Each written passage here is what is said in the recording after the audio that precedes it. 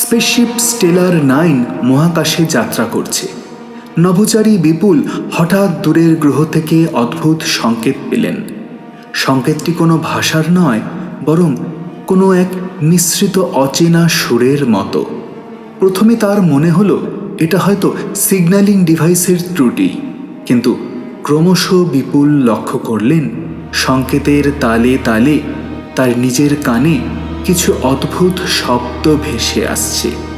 প্রতিটি শব্দের সঙ্গে তার স্মৃতিতে পরিবর্তন আসছে।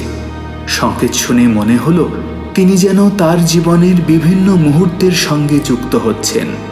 হঠাৎ স্ক্রিনে দেখা গেল সেই গ্রহের অন্ধকার ধূসর ছায়া, কিন্তু ছায়া কোনো এলিয়েনের মতো নয়, বরং তার নিজের মতোই, যা ধীরে ধীরে স্পেসশিপের ভিতর ঢুকে এলো।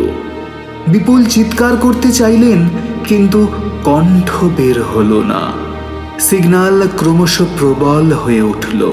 তার মনের গভীরেও এখন তা প্রবেশ করেছে।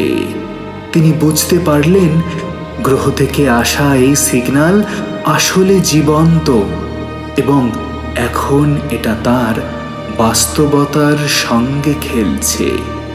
শেষ মুহূর্তে বিপুল দেখলেন স্পেসশিপের প্রতিটি সিস্টেম তার কন্ট্রোলের বাইরে চলে যাচ্ছে, আর সিগন্যালটি যেন ধীরে ধীরে তাকে সেই গ্রহের দিকে টেনে নিচ্ছে।